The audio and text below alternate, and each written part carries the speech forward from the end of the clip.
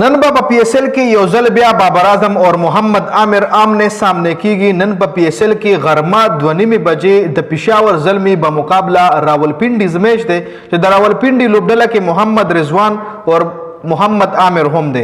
محمد رضوان اور د بابراعظم که یو طرف ته گہرا دوستانه ده خو بل طرف ته بابراعظم اور محمد عامر یو غټه رایولری هم ده. یو غټ رایولری په دې چې کله هم یو بل ته د مخامخ شوي دي نو دغه لوبه دغه مومنټس فینز هم انجوای کړي دي او دا دواړه د یو بل خلاف هم سپیشلی محمد عامر د بابراعظم خلاف بالینګ کول یا هغه آوټ کول محمد عامر ډیر زیات انجوای کوي هم او بل طرف ته بابراعظم هم کوشش کوي چې محمد عامر باندې پکا ور ډرایو کې پکا ور کې یو چوکو وخی ځکه په محمد عامر باندې پکا ور کې چوکو وخل د بابراعظم د فینز ډیر زیات خوښ دي.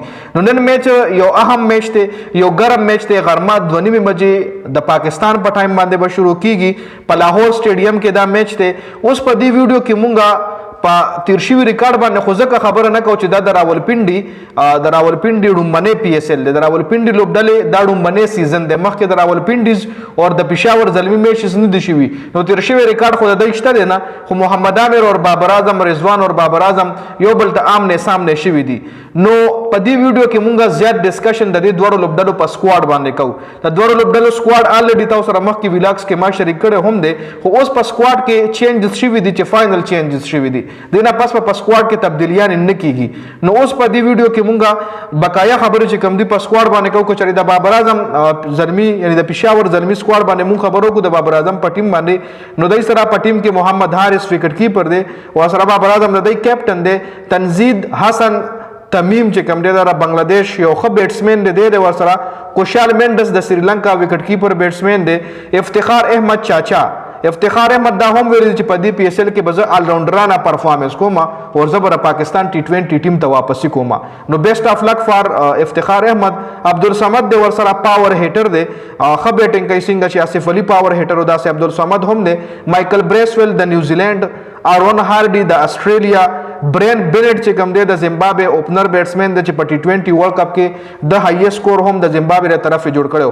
مرزا طاهر بیگ عامر جمال فاسٹ بالر خالد عثمان سفیان مقیم په سپین بالنګ ډپارټمنټ کې د ورسره خورم شهزاد ماغه فاسٹ بالر شانواز دانی د ورسره عبدالصبح خان د شرف الاسلام ناهد رانا اور شرف الاسلام دام د بنگلاديش دي. پشاور زلمی سره د بنگلاديش تقریبا 115 کھلاڑیان دي.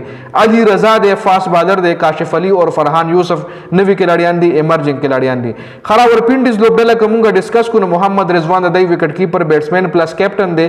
سیم بیلنګ د ورسره جارحانه اوپنر بیټسمن جلاد خان عثمان خواجه عبدالله فضل شازیب خان یاسر خان ملتان سلطان سره مخکې لوبه کړې وه او یو ښه جارحانه بیټسمن دی.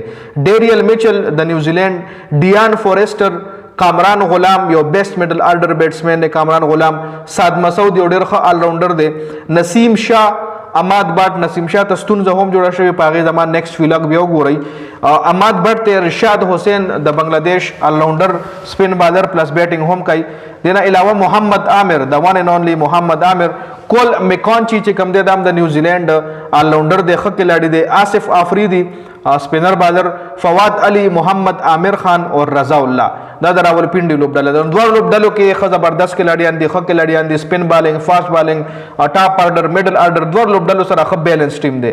نو ګورو به چې نن میچ څوک ګټي عامر ورسز بابراعظم څوک مقابله ګټي ډیټیل سره به د میچ نه پس انشاءالله په میچ ډسکشن کوو. ډېره زیاته مننه د ویډیو کتلو. والسلام.